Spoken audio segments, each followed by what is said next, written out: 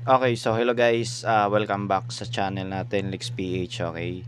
So, para sa video na 'to guys, may share ako sa inyo na tutorial 'no, kung paano ba i-fix yung pagkakaroon natin ng black screen, issue dito sa Mobile Legends na nilalaro natin 'no. Okay, so ito guys yung common problem ng ibang players natin at yung mga viewers, mga subscribers ko dito sa channel na madaming nagko-comment about dito 'no, kung papaano ba 'to i-fix and kung gagawan ko ba 'to ng video, okay. So ito guys, simple lang yung tutorial na 'to and sana masundan niyo po 'no, okay. So make sure lang guys, i-update niyo po yung mga Mobile Legends niyo or pinaka-latest version niya dito sa Play Store. So i-check niyo 'to palagi dito guys, kung merong update, i-update niyo po yung Mobile Legends niyo 'no, okay.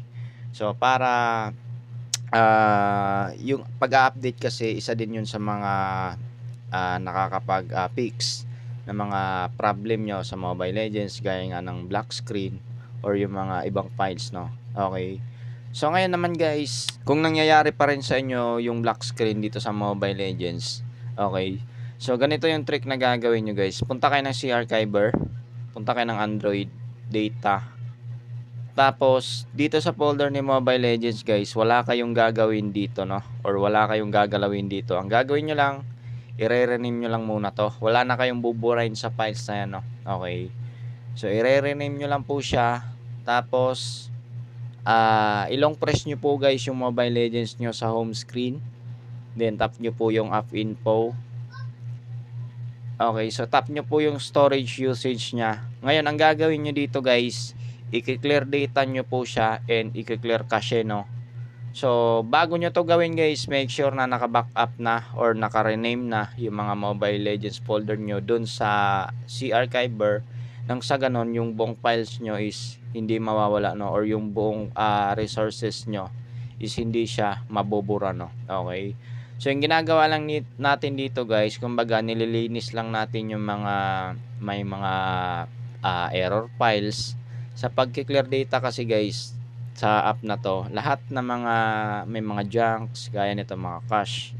So mawawala siya no. So isa din to guys sa nakakapag-fix ng black screen.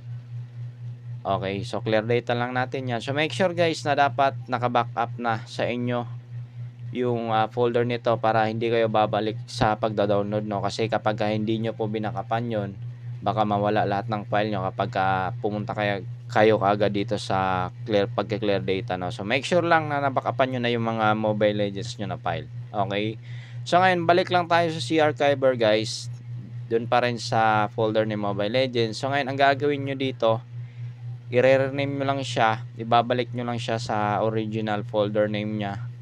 Then ilong press nyo siya guys, then itap nyo po yung information no. Okay, so then after nito guys, kapag nag-appear na yung pinaka file count nya at yung pinaka file size nya, which is nasa 8.28 GB yung total size nya.